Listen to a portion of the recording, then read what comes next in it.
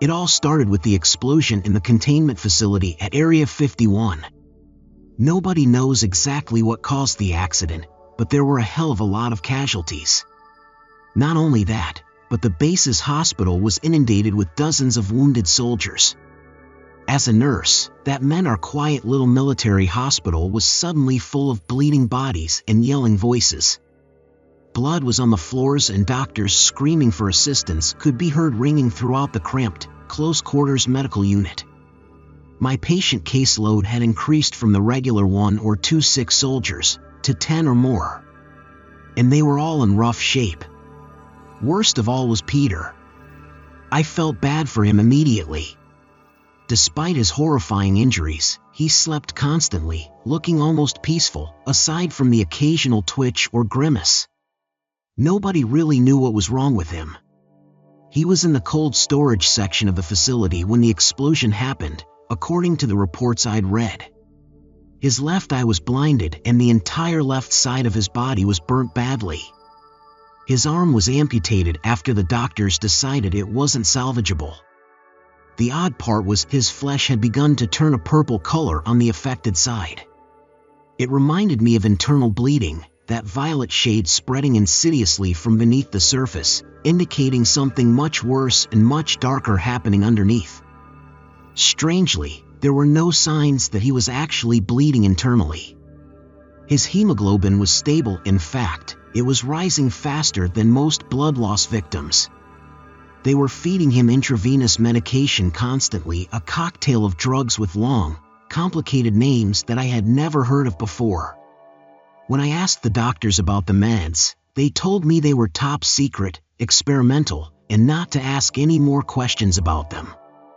Bright green, almost fluorescent bags of medication which glowed in the darkness pumped into him constantly, and I could almost see his skin beginning to glow faintly green in the night as well, his body emitting a thrumming sound like electricity. We had him sedated, to keep his agony to a minimum. You can't feel pain while you're asleep. So it seemed like the most humane thing. But there are risks when you sedate someone. If you take it too far, their breathing will slow down, their heart rate will too. And when that happens, you have to bring them back. It was during my shift when that happened. His respiratory rate dropped down below 10, then 8. He began to take long pauses between breaths. I was at the bedside, so I pulled out my stethoscope to listen to his chest. Something immediately caught my attention, a slithering, wet sound like an eel was moving around inside of him. But then it was silent and still again. Surely just my imagination, I thought, refocusing. His pulse had slowed considerably. It was close to 40 beats per minute, and dropping fast. I went over to the infusion pump and paused it.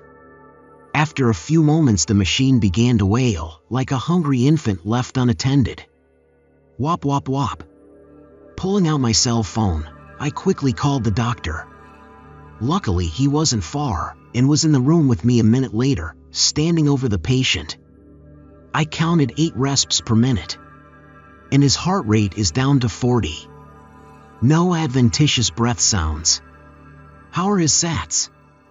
I put him on a non-rebreather, but he's still in the low 80s, I said, checking the patient's oxygen levels on the monitor. Dr. Baum was holding his stethoscope to Peter's chest, listening closely.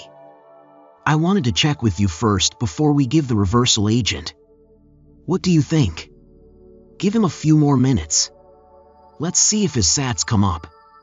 Sir? Are you sure? I knew from my experience that if his oxygen levels stayed below 90% for long, it would cause irreversible brain damage. We needed to administer Narcan immediately. This seemed to be going against the doctor's code of do no harm. Restart the infusion, the doctor said, his face grim. Keep him under. Keep an eye on his pressure. Let me know if his sats drop any lower. Before I could say another word, he was gone. What the hell? I muttered to myself in disbelief. He wanted me to keep the infusion going, but that meant the patient would continue to deteriorate. My fingers hovered over the restart button on the infusion pump. But I couldn't do it. Something about the whole thing felt wrong. And I didn't want to risk my license or, more importantly, the patient's life. Instead of following the doctor's instructions, I went out of the room to get a second opinion. There had to be another physician around somewhere, and they would surely recognize the need for a reversal agent. Without it, the patient would die. Unfortunately, when I got out in the hallway, I saw everyone was so busy there was no chance of flagging down a doctor.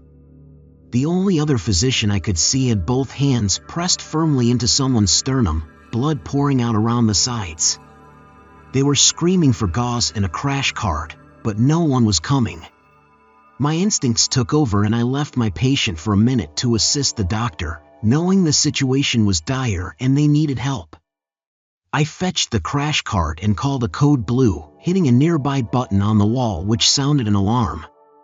I hooked up oxygen tubing and cranked the liters per minute to 20, as high as it would go. Once the oxygen mask was on the patient, I had a moment to look down. The patient was turning blue around the lips. I pushed hard on both sides of the balloon attached to the mask, forcing air into his lungs, causing his chest to rise and fall. I did this again and again, watching the monitor as his O2 levels began to increase. Finally, after several long minutes, some help arrived, and I was able to leave them to their work. I went back to my patient, terrified of what I might find when I entered the room. But I never would have guessed what I saw when I walked in. Never in my wildest dreams. Peter was lying on the bed, thrashing about and making muffled screaming noises. Something was covering his mouth, something plant-like and purple with branching vines. Whatever the growth was, it was coming from the stump of Peter's amputated left arm. It was spreading rapidly, moving outwards in all directions. The purple vines were growing as if in a time-lapse video, with each passing second covering more of Peter's face and the surfaces around him. The squirming, constantly shifting vines were crawling up the forepole which was still bleeding. With sudden, incredible force, the vines grabbed the forepole and picked it up effortlessly. Then it was thrown violently through the window at the far side of the room, shattering it to pieces. What the hell was that? I heard someone shout from outside the room. "Help!" I managed to yell, my voice finally working after several attempts to scream. Peter's eyes shot open, the whites of them no longer white, but instead a swirling purple. The vines propelled him upwards until he was hovering suspended in the center of the room, then he locked eyes with me. Vines shot out from the wriggling mass, leaping at me like cobras. They wrapped around my neck and arms, squeezing hard until I could see my limbs beginning to turn purple from lack of oxygen. My fingers began to tingle as if falling asleep, the sensation turning into pins and needles, and then nothing at all. My hands were a dark, violent shade of purple now, reminding me of how Peter had looked before all of this. That seemed like 100 years ago now, but it had only been a few minutes. Just as I felt myself losing consciousness, the door burst open behind me.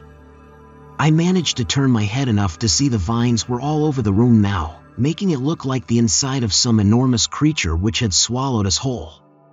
"What the hell?" a doctor said from the doorway, before screaming loudly. "Lock it down! We've got a grower!" He turned around and began to run, but it was too late. A vine shot through his skull like a blade and I watched him fall lifelessly to the ground a second later. The vines began to wrap him up and envelope him, growing and spreading down his throat and into his ears. A klaxon began to howl, drowning out the sounds of my struggles. The room turned red with the light of a hazard beacon on the ceiling, and I felt the vines around my neck loosening. I looked at Peter and saw his attention had shifted to the breeze coming from the open window. He clearly wanted to escape, and that was outweighing any desire he had to murder me. After a few long seconds he finally dropped me and I fell to the floor, gasping for air. To my horror, I looked up and saw Peter climbing out the window. The vines grasped the window's edges like extra limbs, and he was outside a second later, the slithering mass of viney tentacles following after him. The desert wind rushed in and a blast of sand hit my face, blinding me.